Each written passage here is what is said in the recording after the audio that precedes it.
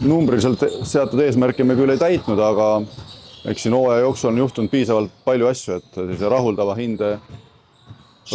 võib kindlasti panna, et võib nalja teha või parastada, aga ma jään endiselt selle juurde, et siin mingite erinevate asjaolude ikkagi teistmoodi minekul oleks ka see Eesti-Läti play-off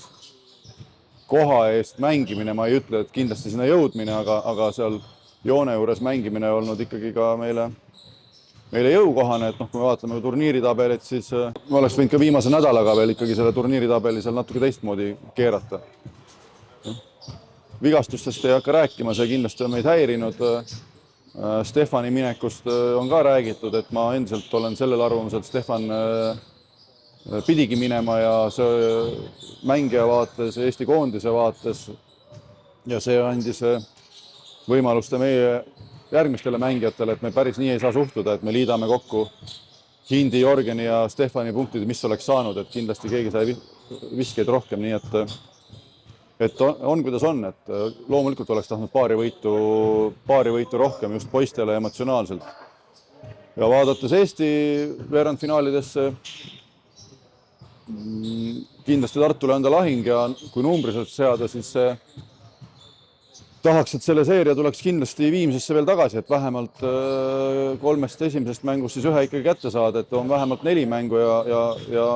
võib-olla loodetavasti ka 5 mängu, et siis juba vaatame edasi. Eks ikka need vigastused, et kurvastasid, et segasid need ju ilmselgelt kahju mängijatest, loomulikult segasid need meie meeskonna rütmi, et sellel hetkel need rasked hetked olidki, et ega mängisime hästi, siis langes välja Kaspar vahepeal on ju Selli võidu hind, võime öelda. Kui me mängisime hästi, mängis Mark hästi, oli Mark väljakul ilmselgelt, kui ta oli alg hakkas häda tegema, oli näha, et see mõjutas ta mängu ja kõige kurvem on see, et tegelikult siiamaani keegi ei oska meid aidata, et mis siis on ja mis tegema peaks, ja loomulikult, et mõned mängu lõpud, kas me võtame selle sama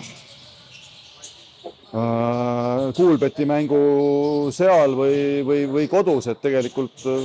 need mängud oleks tahtnud ikkagi oma kasuks vormistada, aga ju me siis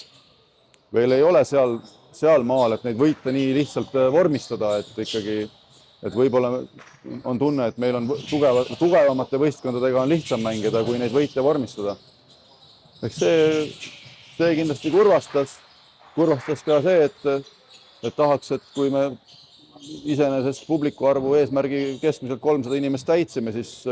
viskas sisse ka selliseid kurvemaid mänge, eriti Läti võistkondade vastu, et tahaks jõuda sinna, et oma meeskonda käiakse kogu aeg toetamas. Rõõmustas loomulikult iga võit.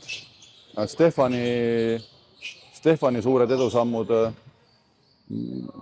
publiku arv, mis kasvas kenasti, kui seadsime eesmärgiks 300, siis 321, et tegime selle eesmärgi täis.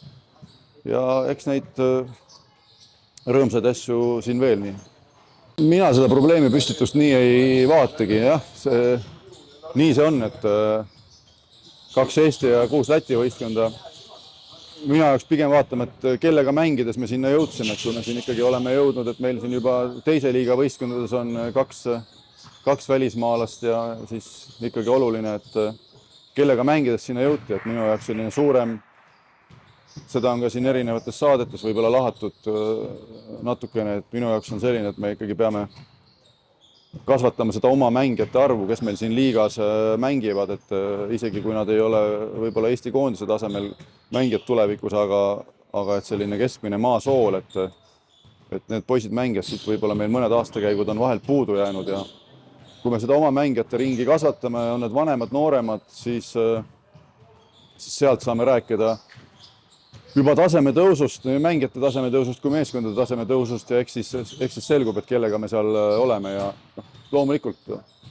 peame klubid kasvatama eelarveid. Kui me vaatame, mis liigas toimub, siis ilmselgelt on siin niimoodi kohalikel omavalitsustel